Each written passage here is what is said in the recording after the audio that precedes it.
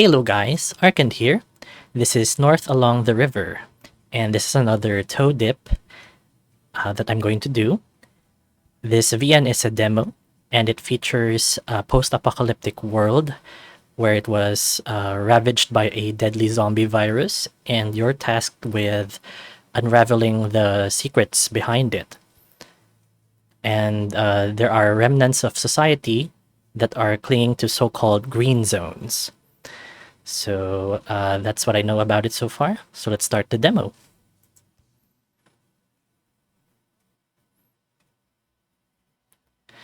Gimplex Studios presents North Along the River. Story by Jimmy Belvins. Art by Pleax. A Jimmy Belvins production. Alright, calm the fuck down. You're just gonna hop the fence. That's it. I follow Cody down the alley, ducking behind each house. They're all empty. No one lives this close to the border. Dead quiet. No sense. Not a single light except the dying glow of dusk. Not far ahead, a chain-link fence rises from the crest of a dark hillside. The fence has loops of barbed wire at the top. No guards. Stick to the bushes. He whispers. I nod. Cody dips into the bushes under the hill and I follow. Branches scratching up against my face and snout. The backpack tugs on my shoulder. I crash into a spider web and flail. Shh, just follow me. Easy for him to say. He's a 5-foot lynx and I'm a full-grown coywolf. Even with my summer coat, Cody is like half my size. In a few minutes, we emerge to a small clearing. We stand at the bottom steps of an abandoned house. The fence seems to be touching the back of the house. Cody looks around, his ear tufts twitching. Nothing. Come on. I follow him up the wooden porch, stepping over the rotted planks. There's no door. Upstairs. We walk upstairs into a partially collapsed bedroom. How did you know about this place? I used to come here after work and think. Didn't know your lungs did all the thinking. Yeah, well, nobody bothers me here. What about the guards? As if they actually check anything. Border Patrol is a scam to keep people employed. Cody swings his backpack over his shoulder and unfurls the bundle of rope, holding it in one hand. You brought bolt cutters? Of course. Flashlights. Yep, that and everything else. Gotta trust me on this. I can't stop thinking about all the ways that this can go wrong. Sorry, maybe I should have gone with you. Sure, if you wanted the sniffers to shoot you in the face. On the flip side, I'd be asleep in my comfy bed right now instead of breaking the law. You'd get over me that fast. Before you're even cold, babe. Asshole. This asshole got you a bag of jerky from the old badger with a solar dehydrator. Teriyaki, your favorite. I frown. You didn't steal them, did you? No, Jesus, I bought it. With money. Sorry, I didn't... You know what? Doesn't matter. We have to get out of here. I don't know what's wrong with me. I haven't been right since it happened. I'm a mess, inside and out. These have been the longest 24 hours of my life. But he's right, we have to keep going. We approach the collapsed section of the house. The wood is barely stable. I look around, past the fence. Dark forest on the other side. Quiet. To the south, an unlit 3-story guard tower stands like a shadowy obelisk, at least 500 meters away. I shuffle to the edge until I can almost touch the roll of barbed wire atop the fence. As I reach to grab the barbed wire, I pause. It's not electrified. Cody takes the bolt cutters and slaps them against the wire. I instinctively tense up, but nothing happens.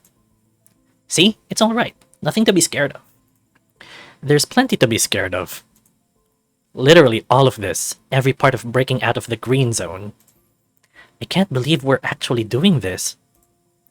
I can't believe he's actually coming with me. Wait. What? For fuck's sake, just go home. You know there's no coming back from this. He leans in and kisses me on the cheek. Stop trying to talk me out of it. I'm coming whether you like it or not. I shake my head. Stubborn lynx. Fine. Give me the snips. Cody looks at me. What? I have longer arms. He laughs. No tricks. No tricks.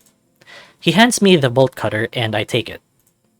I clamp the head around the barbed wire, snipping it in 3 places. Come here, help me pull. We pull the barbed wire aside, leaving a hole in the fence. Cody ties the rope to a windowsill. He tugs on it, then he throws the bundle over the fence. It lands in the dark grass. Cody looks over the fence. Big drop. Want me to go first? No, I'll go. I grab the rope and step on the top of the fence. Oh god, it's so high up. I'm shaking. I turn to face the fence and lean against the rope, holding it tightly in my paws. One step at a time. The chain link fence is rattling like crazy. My paws are sweaty. I can't stop looking down. It's not even that high, but I was never a fan of heights. I jump down and land in the grass with a thud. I'm good. Come on, I whisper. Cody takes the rope and starts lowering himself. His stubby tail is twitching. The fence rattles quietly. Something moves in the corner of my vision. I turn to see a light flickering in the guard tower. We got trouble, I whisper. Guards? Yes, go fast. Suddenly, I'm blinded by a searchlight. An alarm is blaring. Shit! Jump! I'll catch you! Cody jumps down, landing in my arms. We stumble back into a bush. I groan. I'm covered in mud. I scramble up on my elbows and Cody stands up. There are voices in the distance, along the fence, yelling. I can't stop staring into the light. What are you waiting for? What are you waiting for? I turn to see Cody waving at me. Let's go already! He runs into the forest, yelling for me to hurry. I take off after him. Cold air against my whiskers. The ground is squelching from yesterday's rain. Cody dashes through the trees and I try my best to follow. The voices are shouting behind us. At least 3 guards. Go, go, go! My paw steps are kicking up mud. I'm stumbling, branches slapping my face. I can barely see anything. My lungs are burning up. After a while, the shouting fades away, but we don't stop. We run for another 10, maybe 15 minutes, then Cody leans against a tree, hyperventilating. I think we lost them. I stand with my hands on my knees, waiting for my heartbeat to slow down.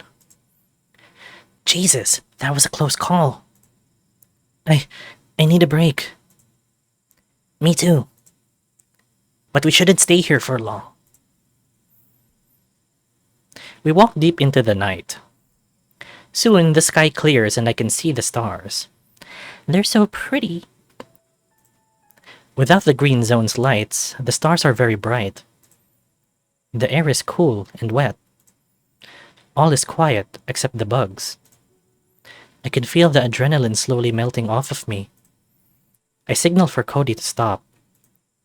Then I sit under a tree where the ground is dry. I swing my bag over and grab a bottle of water and down it. Cody sits beside me. So what's the plan? I don't have an answer, so I don't say anything. I got you out without getting us shot. Now you have to decide where we go. I don't know. I figure I still have a few days to decide. Cody doesn't say anything and we look at the stars in silence. After a few minutes, I speak again. You know what I used to think about? What? On the really boring days at work, I used to think about how I didn't make enough memories in the old world. And that made me sad. I always thought I had more time. Isn't that the reason we're out here? To make memories. Well, no, we're here so the sniffers don't shoot me. He chuckles. Mission accomplished, then. Let's just hide in a hole somewhere for the next 3 weeks. That's just dying with extra steps. Exactly. No matter how little time you have left, you can still choose to live. I smile. Yeah, maybe you're right. I reshoulder my backpack and stand up with my hand out. He takes my hand and I pull him up. I stare into his orange eyes for a moment. My feelings are all jumbled up, but I feel like I should say something. Okay, so we can talk about him coming with you, talk about his future, or talk about something else. So I think the most pressing matter is talking about him coming with you, because that's, more relevant than talking about his future. So let's talk about him coming with you first. I still can't believe you're here. You know you're throwing your life away for a dead man. Cody laughs. It wasn't much of a life. No big loss. I still think it's a stupid decision. Then I'm the biggest dumbass on earth. By morning, I'm so tired I feel like I'm floating. We walked all night. Cody said we shouldn't take any chances. And speaking of Cody... Did he say something? Admit you zoned out or make up an answer. I'm all for honesty, so admit you zoned out. Sorry, I zoned out. Zoned out? What? I haven't slept well since, head hurts like a bitch. Let me know when you start craving flesh. I always did. Rawr. Okay, when was the last time you saw a gas station? You asking me? No, rhetorical. Okay. The point is that anything with a motor is no-go. Can't siphon gas from abandoned cars either. Fuel is no good after so many years. Alright, I get it. Bikes are better. We're not far from Boasdale. There's quite a few in the gym storage, and I'm assuming nobody's touched them. You don't know for sure, though. Well, we don't really know anything, but think about it. Everyone took their cars during the panic. Besides, cycling was peak cringe. I laugh. The morning sun is making my headache go away. Soon, heat starts radiating from the ground. When I stand in the sunlight, I feel stuffy under my hoodie, so I stick to the shade of the trees. We keep walking west. Another 2, maybe 3 hours pass and we've barely said anything. Now I'm even more tired. My paws hurt. I'm caked in mud from all the running and falling. And my mouth is drier than hell. Can we take a break? Again? Dude, I'm boiling. Besides, I smell fresh water. Huh, I didn't even realize it until I said it. The miracles of the nose. The lynx nods and we veer off into the woods, towards the scent of water. Soon I hear bubbling. A creek. The water is as clear as glass. We put our backpacks down and approach the creek. I kneel on a flat stone. My face is reflecting on the surface. Oh. Dylan is cute.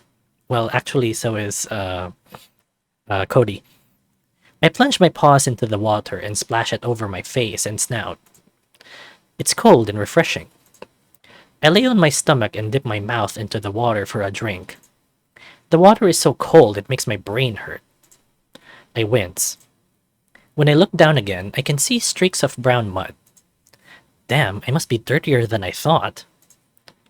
Gonna wash myself. Cody doesn't respond. I take off my shirt and drop my shorts and underwear. Nothing but exposed fur. And the bandages around my left shoulder.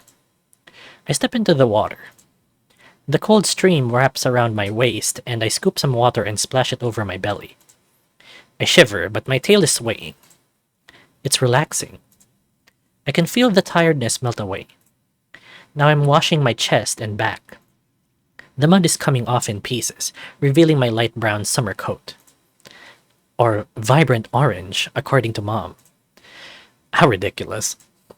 I do miss her, though. I close my eyes and wait for the uncomfortable feelings to recede. When I open them again, my hand is hovering over my shoulder.